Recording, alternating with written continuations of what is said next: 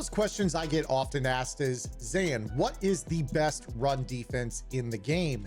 And the answer is never that simple. In fact, more often than not, players think that they need to run a different formation for better run defense, when the truth is it's probably tied to what play they're calling within their favorite formation, just not being the right call against the run. So in today's video, we're going to take a look at a few things you can do to improve your run defense without drastically overhauling it, meaning you're not going to have to go find a new formation that you're not comfortable with. So make sure you guys are hitting that subscribe button, the notification bell, grab out your pen and pad, and let's get after it. Now, to set the table here, I am going to break down something that would be considered a very heavy run formation. This is the I-form wing. A lot of players will go to something like this, or maybe something more compressed with extra receivers to kind of get this goal line vibe. You get a lead blocker, everybody's in tight trying to block for the run. It's a run first formation.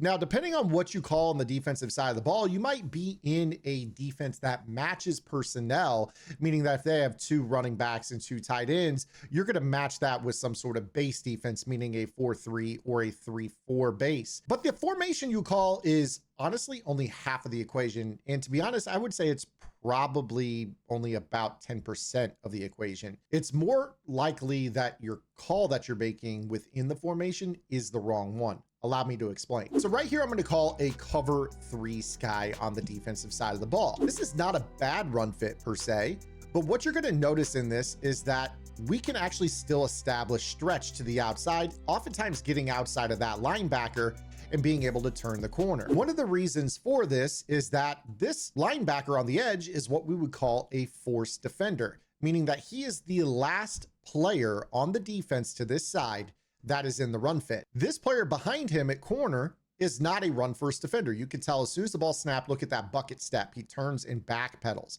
There's no flat foot read on this play. He's not playing downhill. He is going to bail. And then once the ball is handed off completely, now is where he will pursue the person who has the football. He's not actually impacting the run. And you see right here, this allows the fullback to get out to him, and we turn the corner up the field. Now, how did I know that this player was not in the run fit? Well, it's very easy to check this. All you have to do from the defensive point of view is press and hold the R2 button or the right trigger if you're on Xbox, and you're going to press the B button or circle if you're on PlayStation for the right side run fit, and you're going to press the X button or the square button if you're on PlayStation for the left run fit. In this case, with the right run fit, this shows you all the players, if the ball is handed off to the right side of the quarterback, that will respond to the run. And you see that that outside corner was not one of those players. If I were to run the ball to the left, you see that the same 8 players on the defense are basically in the run fit, left or right. You might have a difference in what gap the player is responsible for. So you see right here that Roquan Smith, as I kind of pull up the left and right run fits, on a run to the right, he's responsible for the right B gap. On a run to the left, he's responsible for the left A gap. So a lot of times with this too, the user doesn't really know what they're supposed to do. And the truth is, if you actually just kind of go do your job and fill your gaps, this will help considerably. Whereas if you do the wrong job as your user, this is going to hurt you. Now, that's a little bit besides the overall point here. I want to illustrate how you guys can improve your run fits. So let's say, for instance, we like this defense, but we aren't getting the results out of the cover 3 as a run defense that we want. Well, one of the things that you guys can do is go to a different shell within your defense. Now you see right here, we have what is called a cover 2 invert.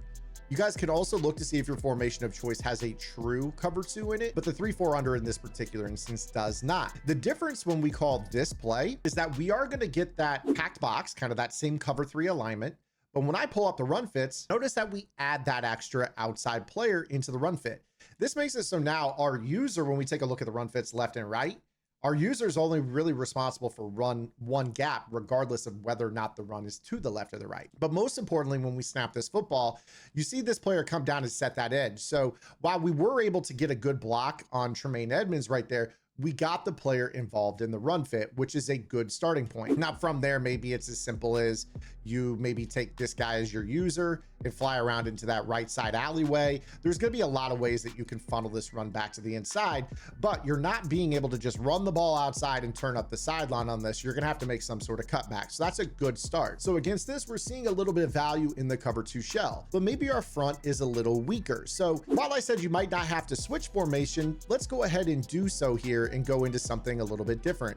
We like that cover 2 look, but we weren't getting the production in the right B gap, C gap area that we were looking for. So let's go ahead and call a cover 2 out of the over solid. The over solid is a front that's going to give you multiple defensive linemen plugging those interior gaps. You see right here, we still get that same outside corner in the run fit. And when we try to run that stretch, you see that it actually does a great job of preventing that run from being a successful call. This will then force your opponent to have to go to something more ISO based, have to run to the interior gaps, and that's totally fine as well. And you see right here that in this particular case, that would be the run that would pop against this. So in that particular case, if you're worried about more of the inside run, that might be where you go to more of like a cover 3 type alignment, where you're going to get the linebackers bumped over just a little bit more. You're going to get more of that downhill approach. The cover 3 is not a bad run fit against this either for the stretch, but certainly against this ISO call, you might be able to get a little bit more value out of those linebackers filling interior gaps, and then you can clean up with a player that's not in the run fit. Which brings me to my next point here. The best way to improve your defense is to user a player that is not in the run fit, because if I know the run is coming, I can get these players, of which there are 9 of 11 in the run fit. When I add my user into the equation, we know that that ISO is probably the dangerous run call. We're pretty solid to the outside, hence the name over solid. Not really, but you get the point I'm making here. They try to run the ball up the middle. We just add ourselves into the run fit to kind of prevent that run from being able to gash us up the middle. Now, this is just a contrast of the cover 2 and the cover 3 shell, essentially breaking down that in the cover 2 defense, the outside corners are involved in the run fit, whereas in the cover 3, the outside corners are not. But there is actually a defense that you guys can play too high and have the safeties involved. So what we're going to do here is transition more so into a shotgun run defense. And we're going to introduce the difference between playing a too high defense such as cover 2 and playing a too high defense with a completely different run fit, which would be your cover 4 match, or just even your cover 4 zone drop style of defense. Now, before I do that, we are going to be breaking down a little bit of match coverage here in terms of the run fits of it. If you guys want to learn how to play the best defense in Madden, I would strongly urge you guys to open up another tab and head over to gridirongameplans.gg. My strategy website opened in 2020. Gridiron is focused on the meta, or the most effective tactics available, but not only just the meta and what the pros are doing and how to beat it, but also breaking down Madden in terms of, when I can, football perspective. For instance, in this video here, we're talking about run fits and how you guys can improve your defense without needing any type of contra code or crazy setup or elite user skill. It's just simply breaking down responsibilities of players and teaching you guys that different coverages have different run gaps associated with the players and who plays the run. This type of information is largely available over on gridirongameplans.gg, whether you want to take a look at our vault, which is a weekly updated service fixated on teaching you what the trends of top tier competitive Madden are, because you're going to face those online, and how to beat them, but also giving you guys a full system that you could run in the form of game plans. I have my full Minnesota Vikings offensive game plan, which is actually 3 game plans in one, with a full bunch tight end scheme, a 2x2 tight, which is our tight Y off and Y off weak offense, and the ace red zone RPO close the game out run scheme that is also contained in that game plan as well. You guys will also get access to my Miami Dolphins defensive game plan, which has the original nickel wide meta. This meta basically ran popular during October, and we have the new best defense in the game, in my opinion, in the nickel over, which you guys can find in that game plan as well. You guys filter in the match coverage Bible that's on the website. You guys are going to have the full story, blitzes, stunts, the best coverage setups against the best formations in the game, run defense like you get in this video, and so much more, including members only Discord access, where we have lab sessions each and every week. And while I'm at it, if you guys cannot make those lab sessions, I do archive those on the website for you to go back and watch whenever you're available on demand. So that way you guys can stay in tune with the questions that others in the community are asking, and the answers to those questions, as well as being on the forefront of content that might be later to come on the website, just giving you a little bit of a sneak preview. Go check it out, link in the description. Hope you guys enjoy that over there. Now let's talk about cover 4. Now, the reason that you guys might want to call a little cover 4 in this is that not only is it a great coverage defense, which I teach basically exclusively on Gridiron and here on the channel, but it also has a different run fit from a Tampa 2 defense. Now, we've already established that when you take a look at the run fits in a Tampa 2, you're going to have the outside corners in the run fit. But one of the weaknesses of the cover 2 defense is that you don't have the safeties nor the inside linebacker involved. Those are your deep droppers in this defense. So sometimes when you run a cover 2, if it is a B gap or an outside run, this defense is totally fine. But then when you get into more of that inside zone base, you're going to end up with kind of that backpedal, that middle linebacker. He doesn't attack the line of scrimmage. And not only is it that the linebacker doesn't attack, you'll notice that the safeties both don't attack. Now on this play, I did not actually control the right of screen safety, but you see how the other safety is backpedaling. So you only have a few players here in your defense that are actually attacking the run.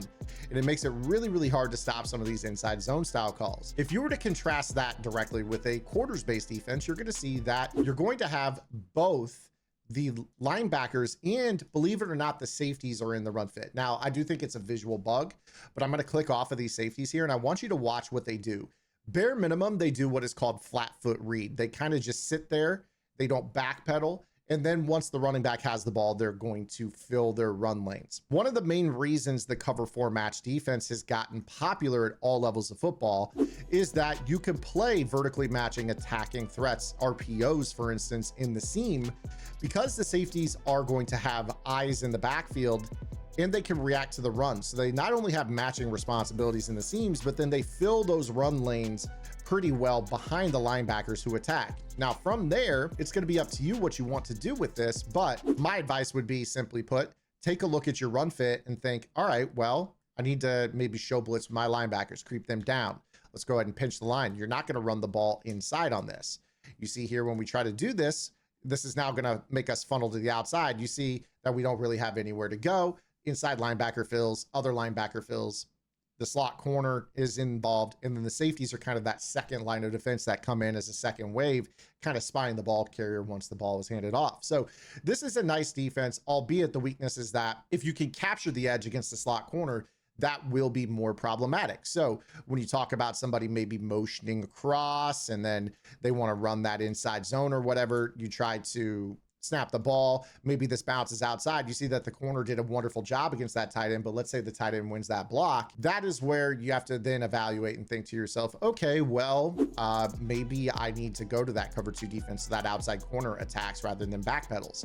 Right here, we got exactly what we needed out of this. I have no complaints from our run defense. You see that we had 3 players pretty much on block to the ball, and the result was very, very good. So you see the fundamental differences in the actual run fits here. Let's talk about one other thing that you guys can do, and that is actually mixing up your shells. So what I'm going to do here is I'm going to go into slot close, which is another popular formation. A lot of players will use the gadget package to get a wide receiver in the backfield for stretch on this. And what I'm going to do here is I'm going to actually utilize the cover 3 shell adjustment. The reason I like the cover 3 shell adjustment is it loads the box with an extra player, even if I want to play a too high defense or a coverage that presents as too high in the form of cover 2 or cover 4. But as we've already talked about, when you talk about a cover 4 defense, the safeties will be involved in the run fit. You see right here, there we go. We actually have lines for the safeties in this run fit. But you notice that the safety on the right here that I've creeped down in the box, this is where he lines up in a cover 3 shell. This is really, really valuable because it gives you that extra box count pre-snap. You now, instead of having just 4 linemen, 2 linebackers, a nickel corner in the box, you now have those same players plus an extra safety coming down in the box. This makes it so the safety can be quicker to his run gap, but also presents a challenge in the form of just an extra player that the offensive line and the tight end have to block. So now when you run that stretch, you see the fill right there.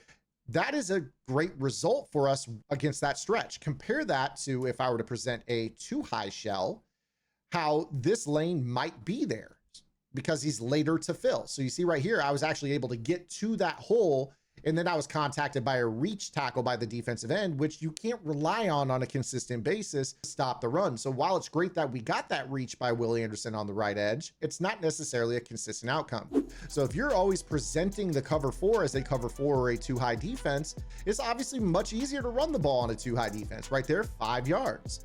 Whereas if I present that as a cover 3 defense, even though it's cover 4, you see right here that, again, you're going to condense down the lanes. You're going to force those cutbacks much earlier. And then from there, it's all on you to like, how do you want to gap this? Do you want to shift your line over? You know, there's a lot of different ways you can do this. Now, of course, if you could force them to run weak side, it's still fine, because when you take a look at our run fit, you're going to notice that we still have guys that can come down and fill. So you see that this safety in single high defense is still going to do a solid job of coming down and filling cutback lanes. And as long as you get a good performance by your force defender on the edge, your run defense can improve. So maybe you utilize a run defensive shell in terms of the fit, or the play call, I think is the better way to say it, like a cover 2 to get the outside corners involved, or a cover 4 to get the safeties involved. Then you present it as a cover 3 defense via the right analog stick at the play call menu, choosing that cover 3 shell, loading the box, and dynamically changing how you fill those lanes, as well as just giving the offensive line a different look to target and making the run a little bit less easy, if that's really the word we're looking for. But I hope you guys enjoyed today's video. If you did, make sure you guys give the video a thumbs up, share it with somebody, let them know that it helped you guys out. Come over to gridirongameplays.gg, say hello in our Discord. I'll see you guys in our next one. Until then, this is Zan. Get the lab, and good luck.